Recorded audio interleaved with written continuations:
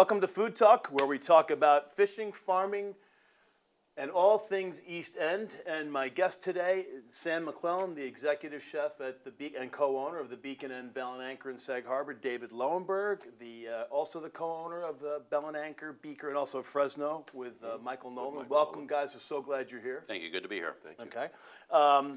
So we want to talk about your commitment to local. We want to talk about your travels in the off season. Let's talk about your trip to London, because you guys went to London for a specific reason, besides just to eat and have a good time. You went to take a look at some different cuisines that were over there. Tell me about that. Well, yeah, we went to go do just a food trip, Dave and I, and we were there for 5 or 6 days. And since David's daughter goes to school there, he had a lot of places that we wanted to try, and had an itinerary that we, the one we wanted to take a look at. And the food was fantastic. When I say it's fantastic, it's clean stuff, head to tail. We had a great time. Yeah, I was really excited to show Sammy what was going on over there, because you never used to go to London really for food. Right. And they've had a whole revolution going on. So what were your takeaways from that trip, and what might we see on the Beacon and Bell and Anchor, and maybe even Fresno menus as a result? From the front of the house, what I really wanted Sam to see is how menus are really written with some things that we enjoy, but don't really even think of that. Like lots of grains, lots of vegetarian friendly dishes, things that can work with different types of proteins, which was really something that a lot of these restaurants, specifically in the East End, are doing. Henderson's restaurants, St. John's, we went to a few of his, Rochelle Canteen. We can name them, and we will name them off, but the itinerary was pretty heavy. It was great. And we went to a couple places twice, lunch and dinner, and there was a dish that we did at the Bell and Anchor this past weekend with local rainbow carrots, with farro and a poached egg on top, a little tomato vinaigrette around the plate.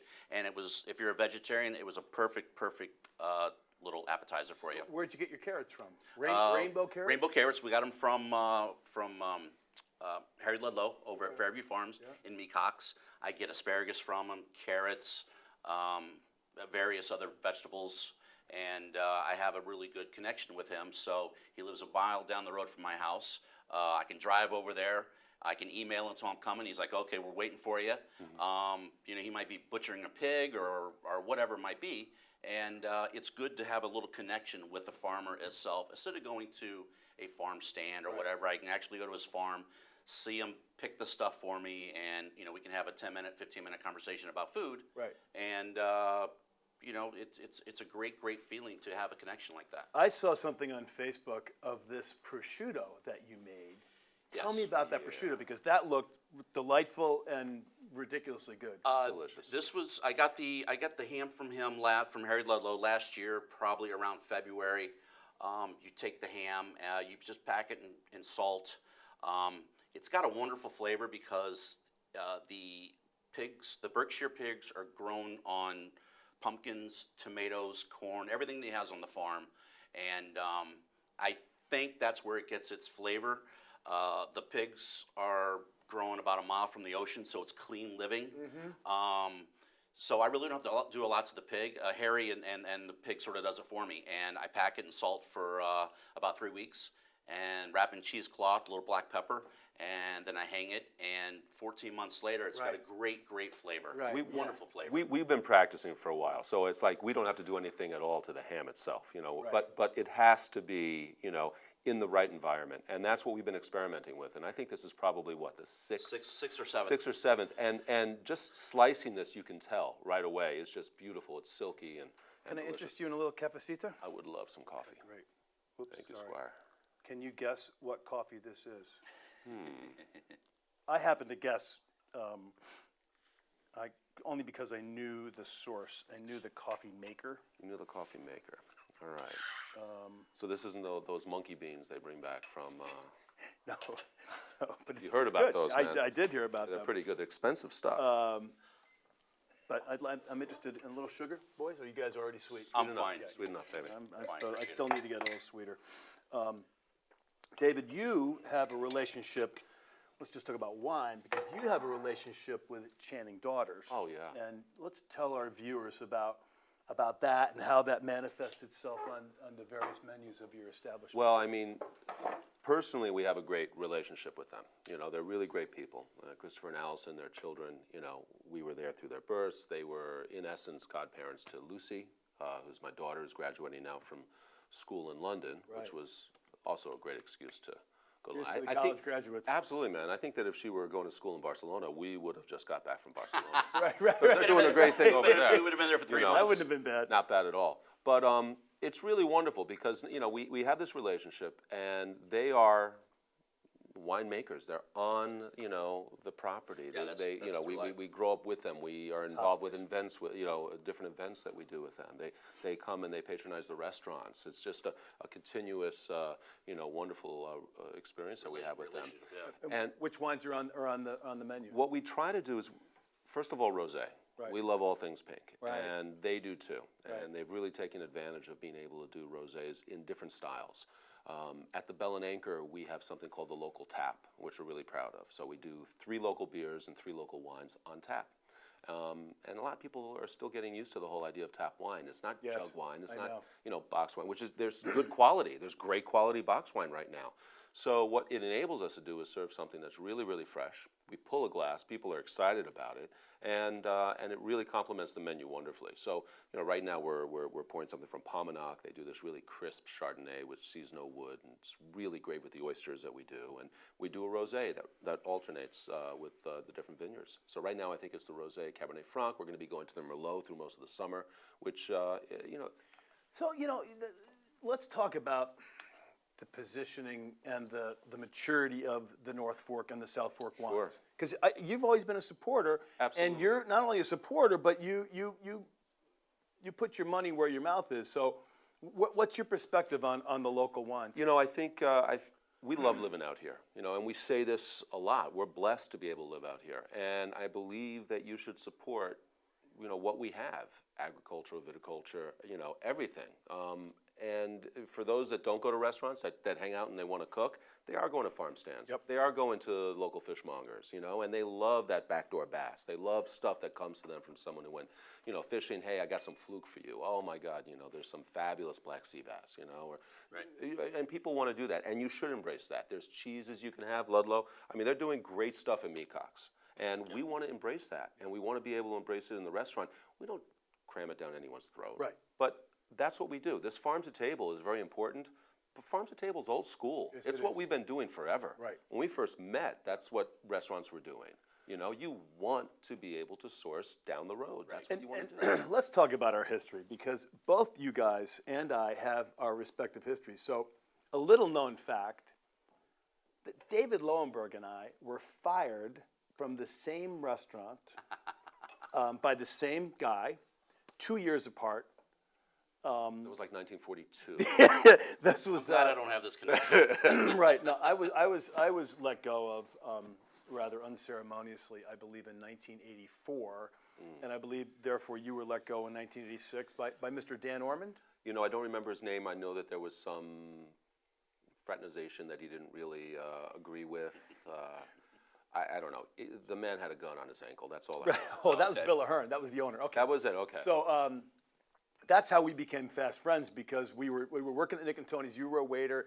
We were introduced to each other, and where'd you work? And I said Cantina. You go, I worked at the Cantina, and within seconds we found out that we were terminated. First and really only place I believe I've been fired. Yeah, I believe. I can't say that myself, I don't, but yeah, well, no. Okay, no. I think right. Okay, well that's good. that was a crazy place, man. Yeah, it was crazy place. Crazy busy. Busy. That's one thing that sort of taught me. It's really interesting. You have all these different levels and styles of service. Having like 11 tables with Columbus Avenue. This place was in New York City, Columbus Avenue, in the Heights. Corner of 70th and Columbus. Man, I'm telling you. And it was 80s. It was party and everyone was coming in. But like if you went to the bathroom and left your station for 3-4 minutes, you come back and you would be, boom, Oh, like you'd be totally in the weeds. Right. Totally in the weeds. So it really taught me how to hustle and multitask beyond belief. No, without question, because that outdoor cafe had almost maybe 15 tables. Sure. And one waiter. Did one waiter handle the whole thing, or was it broken up into 2 different stations? Probably broke up. It depended on the night. But it was, you was needed a good busboy. That's all you needed. You I needed know, a good I know. busboy. Well, I'm still a busboy, Yes, but I you was, are. which is it. But bartending there was insane. Yeah, it was, you know. I was a manager there, but it was Yeah. great. And I was, which meant that I was a busboy. Did you carry a gun also? I did not carry a gun. I did not carry a gun. And then, Sammy, you and I have a history. You were actually one of our early tenants. Right. We were both working at Nick and Tony's. Yes. But you also, I was just thinking about this. So there's two things about you. We missed you so much when you moved out that we named we went to ARF, got a dog. We missed you so much. We named that dog Sammy. So basically, I was always there then. Yeah, we were always Even after there. I was gone, I was Always still there in there. spirit. And that was a great dog. Oh, what a dog that was. Well, that's Miss good to hear. Jones, which one of her nicknames. But Right. that's one thing. You were a wonderful guy to hang around. And in those days, we didn't have businesses, so we Right. would golf. Right. And you witnessed one of my hole in Yes. one at Yeah, at Poxy. at Poxy on the Yep. fifth hole, Yep. which is like it's a par 3, I think, but Yeah. it's maybe a 30-yard hole. And It might be 61. I yeah, think, but was that what? Yeah. But I chipped it right in. We Yeah. heard this clink, and you go, Wheels. I think you it's- got I a think hole it's in one. there. Yeah, that was awesome. That was good stuff. Yeah. Boy, those were the good old days. That's back in the early 90s, I would think, right? Yeah. Is Oh, that- yeah. It had to be. Yeah. That was the first Early. year that we all met. Right. And that's the first year I met Sammy. Yeah. So I remember that. I And think- then we played golf the first time together. I think we were with Paul DeFavro. No, it was Tom Fahey? Tom Fahey, Fahey. yeah. He used to play. Oh, and Yeah. was it Brian? O'Leary. I think we played with him a couple of times, yes. These are good players, man. O'Leary Good and, players. and Del Favro, they're, Yeah. they're like scratch golfers. They're Yeah, they're tremendous good. golfers. Well, Good Poxy golfers. back in the day was like $5 to play. Or Right, yeah, it Yeah. was good. Those were the days. Those was good. That was a lot of fun. Tell me about, so let's just talk about, you have a chance to invite any 5 people in the whole history of the world to dinner. Who would you invite, Living or dead? living or dead? By the way, anybody figure out what coffee this is? I'm not a connoisseur, but it's delicious. As muy bien. That's my hint. I mean, it's French. That's why I hang out with so sophisticated. Yeah. Exactly. Going on. Spanish, right? It's a Spanish coffee, and I hate to interrupt you, but I'd like to get some answers here. Yeah. Okay. Well, I'm thinking about the 5 people I don't have. Talk about, yeah, Brady, who are the 5 people? Jeez. I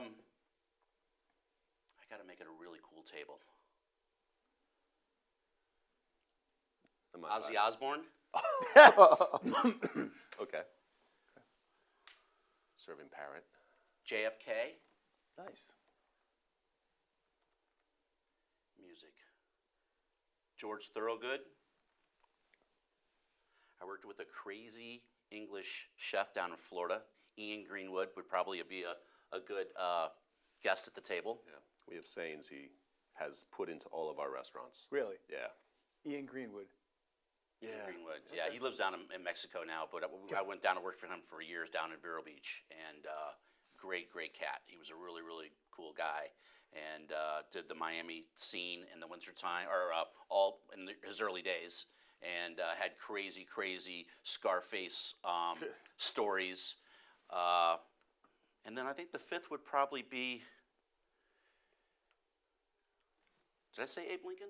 No. Let's do Abe Lincoln. Let's throw him in Abe there. Lincoln, Ozzy Osbourne, George Thorogood, Greenwood, Thorogood, JFK. JFK. I think that would be a pretty crazy table, And you're a chef. and I'm a chef. You put that together? Just a second ago, okay, yeah. Okay. What about you, Dr. Loewenberg?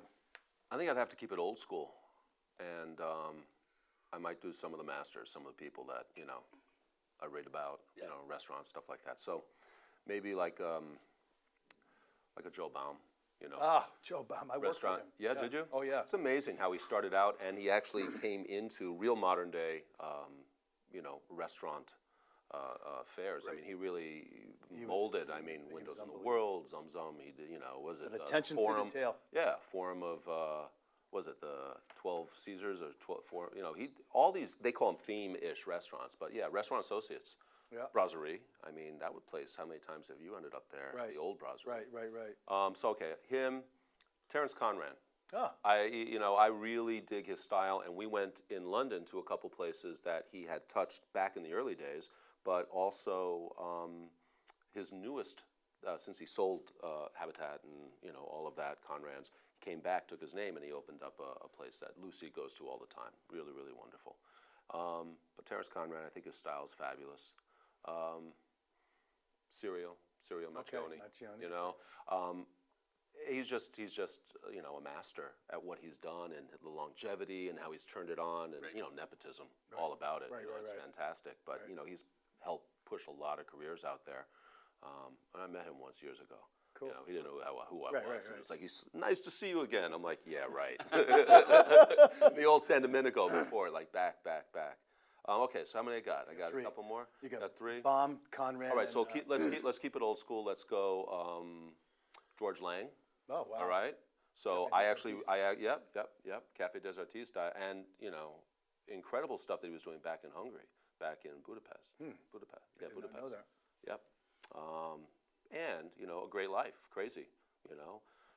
Escaped through Nazis and was a violinist and a tail. I mean, really cool dude. Oh, I got one more. Got one more. I don't know, man. Ozzy. Throw Ozzy in there. Ozzy, I don't know, man. I don't. This man, he's gone through so many different musical tastes. When I first met him, he was a cowboy. So when you met him, remember, he was Yes. like kickback boots. Yeah, and that's it was right. like all. Line dancing. Well, line dancing's fun-ish. That was it's part fun. of it. No, it's fun. All the time fun. So I got one more dude. Yeah. Sammy. I I- wasn't invited to. I wasn't. All right. Sing. All right. So we'll do one more. And it's got to be, man. I don't know. I'm kind of stuck on this. I think it would be a rotating, like Elijah. It would be like a rotating seat that I can bring someone new in because. Elijah the prophet. Yeah, of course. Man, Elijah the. Just checking. Yeah. Eliyahu. I mean, we just, it was Passover just a little while ago. Right. Okay, just checking. The traveling. He's a traveling prophet. Just to someone come in and document it. That's you're looking for something deeper than that, aren't you? No. That's legit. I mean, I'm good with Elijah. No, I was looking I don't for want to a piss mixed- Elijah off. I was looking for a mixed conversation. Yeah, I guess At the so. table. I think about all the really fabulous meals that I've had, and we've shared a lot of them. We have, and yes. and I think that's what it is. I've shared a lot with Christopher Tracy from Channing Daughters, Yep. and Larry Perrine. I've shared so many beautiful times with new people, and I think that's something that you got to keep going. That's why I love the whole restaurant. And we've also done holidays together, which is great. Yep. That's always great conversation and great food. That's sweet. So we're going to have you, first of all, I want to know, just think about this, the most influential person in your life for both of you. And while you think about that, let's switch places, get your crudo out, and still no guesses on the coffee? You guys are so lame. I am lame when it comes to coffee, yeah. You should, I've already given you a hint. It's Spanish coffee. It is Spanish coffee. That's not the answer, though. All right, it's not the answer. I'm not sure, man. You can give up. I mean, I give up. Cafe Bustelo. Oh, I was going to say that. I was totally going to say Cafe. Claro. That was easy. That was hard, actually. And I think, I don't want to sound like it's too straightforward, but I think my parents growing up in a great household would probably be the people that I would look up to and learn from. So, That's a lovely answer. I could swim through a lot of people, I think, but when it comes down to morals and how I was raised, I think that would be somebody that I could. Good. That's Cool. Is that cool? Good. Cool. But you did, Absolutely. It's kind of difficult. There are a lot of people that have sort of molded a bit. I mean, when I mentioned Terrence Conrad, I think that his sense of style is something that even as a kid, I would really be drawn to. He did a lot of things that were really pretty cool. His first place soup kitchen was, how McNally takes neighborhoods, sort of reconfigures them. Opens up a restaurant where no one has ever had one. Meatpacking. He's the guy. Totally. East Village.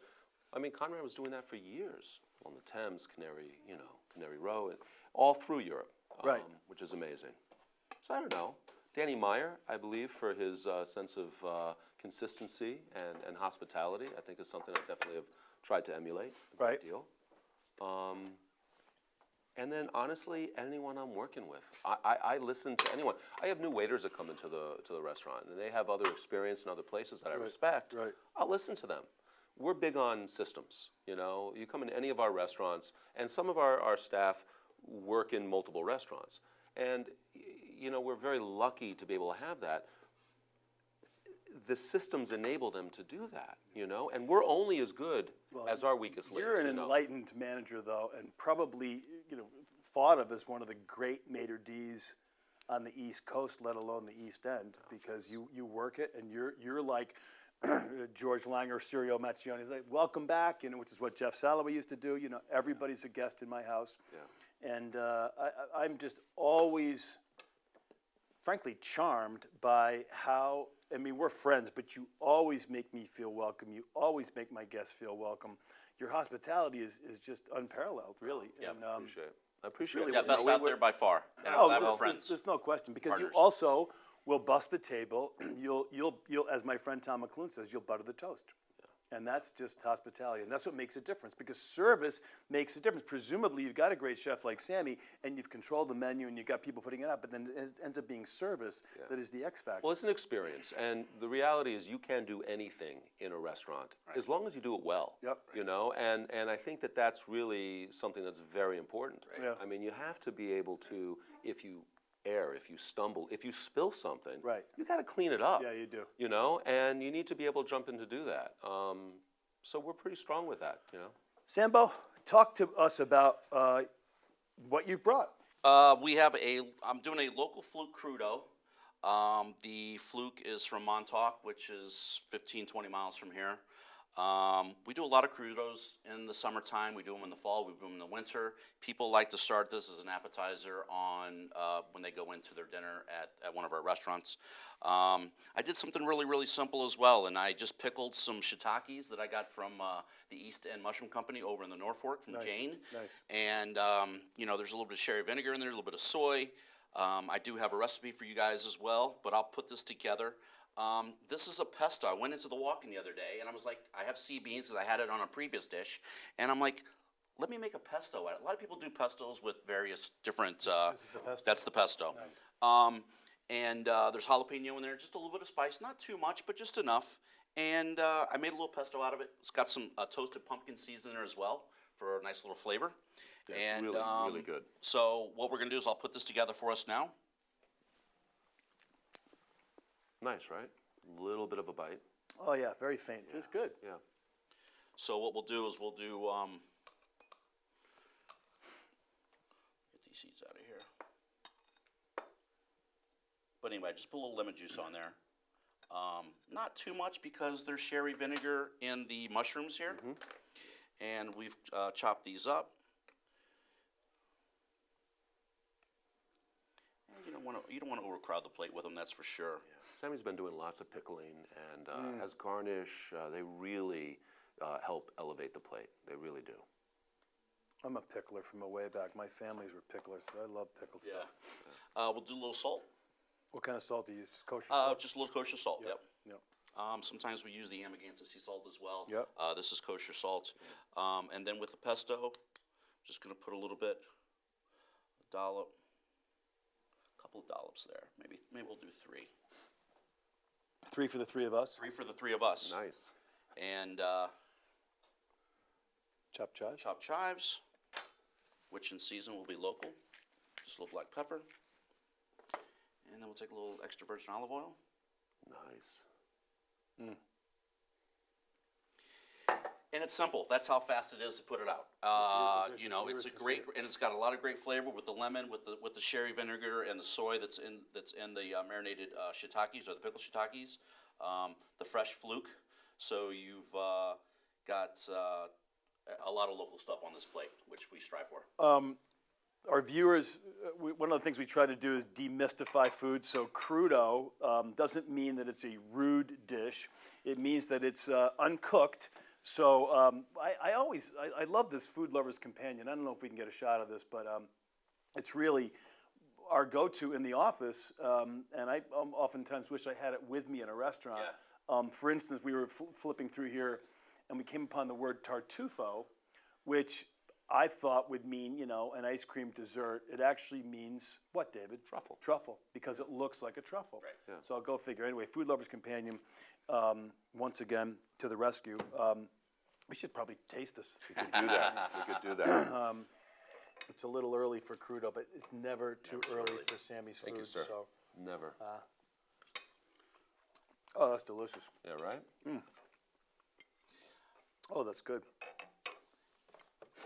Dave, you speaking of cooking, you're going to be on a forthcoming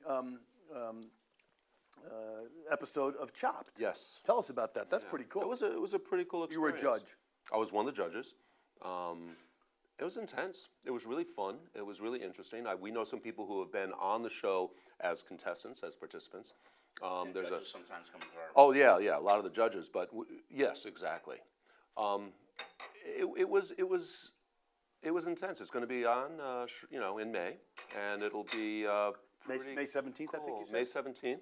Yep, at 10 p.m. is the first, and then I guess it repeats through a bit. That's great. But it was a great experience. It was really interesting to see how, as a restaurateur, the other two judges I was with, and I won't speak about who or what they are involved with right now, but they were chefs, and I taste a little differently than a chef would taste. I taste from the front of the house. So a lot of times I'll take components and see how the dish really worked and try to get the most positive from it.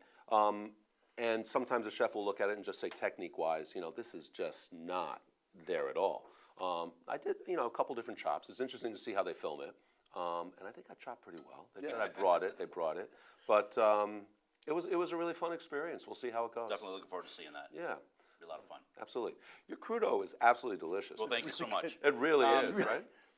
The components I think work, and that's from a chef's point of view. Going into the walk-in and saying, I have some sea beans here. I got a jalapeno left.